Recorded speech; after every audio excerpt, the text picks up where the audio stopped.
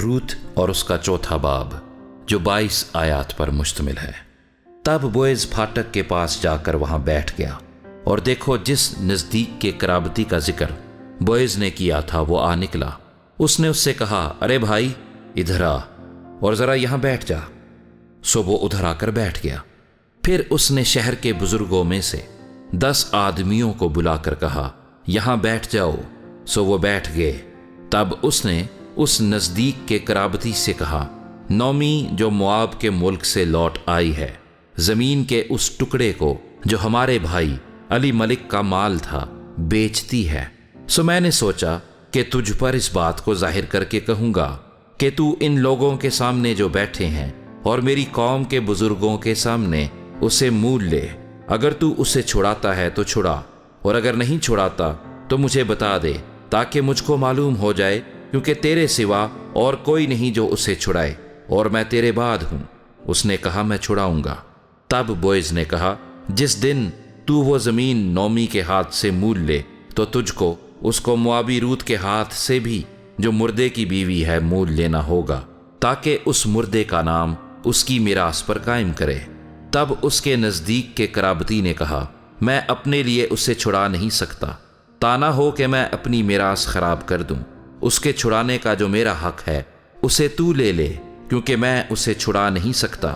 اور اگلے زمانے میں اسرائیل میں معاملہ پکا کرنے کے لیے چھڑانے اور بدلنے کے بارے میں یہ معمول تھا کہ مرد اپنی جوتی اتار کر اپنے پڑوسی کو دے دیتا تھا۔ اسرائیل میں تصدیق کرنے کا یہی طریقہ تھا۔ سو اس نزدیک کے قرابتی نے بوئز سے کہا کہ تو آپ ہی اسے مول لے لے۔ پھر اس نے اپنی جوتی اتار ڈالی۔ اور بوئز نے بزرگوں اور سب لوگوں سے کہا، تم آج کے دن گواہ ہو کہ میں نے علی ملک اور کلیون اور محلون کا سب کچھ نومی کے ہاتھ سے مول لے لیا ہے، ماں سوا اس کے میں نے محلون کی بیوی موابی روت کو بھی اپنی بیوی بنانے کے لیے خرید لیا ہے، تاکہ اس مردے کے نام کو اس کی میراث میں قائم کروں، اور اس مردے کا نام اس کے بھائیوں اور اس کے مکان کے دروازے سے مٹ نہ جائے۔ تم آج کے دن گواہ ہو۔ تب سب لوگوں نے جو پھاٹک پر تھے اور ان بزرگوں نے کہا کہ ہم گواہ ہیں۔ خداوند اس عورت کو جو تیرے گھر میں آئی ہے راخل اور لیا کی مانند کرے، جن دونوں نے اسرائیل کا گھر آباد کیا، اور تو افراطہ میں تحسین و آفرین کا کام کرے، اور بیت الحم میں تیرا نام ہو، اور تیرا گھر اس نسل سے جو خداوند تجھے اس عورت سے دے فارس کے گھر کی طرح ہو جو یہودا سے تمر کے ہوا۔ سو بوئز نے روت کو لیا اور وہ اس کی بیوی بنی، اور اس نے اس سے خلوت کی، اور خداوند کے فضل سے وہ حاملہ ہوئی اور اس کے بیٹا ہوا۔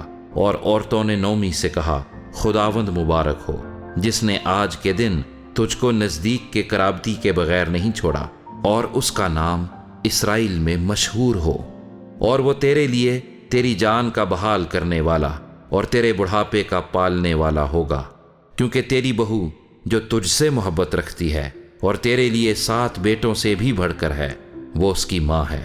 اور نومی نے اس لڑکے کو لے کر اسے اپنی چھاتی سے لگایا اور اس کی دایا بنی، اور اس کی پڑوسنوں نے اس بچے کو ایک نام دیا اور کہنے لگیں کہ نومی کے لیے بیٹا پیدا ہوا۔ سو انہوں نے اس کا نام عبید رکھا۔ وہ یسی کا باپ تھا جو داؤد کا باپ ہے۔ اور فارس کا نسب نامہ یہ ہے، فارس سے حسرون پیدا ہوا، اور حسرون سے رام پیدا ہوا، اور رام سے امیداب پیدا ہوا، اور امیداب سے نحسون پیدا ہوا، اور نحسون سے سلمون پیدا ہوا، اور سلمون سے بوئز پیدا ہوا، اور بوئز سے عبید پیدا ہوا، اور عبید سے یسی پیدا ہوا، اور یسی سے داؤد پیدا ہوا۔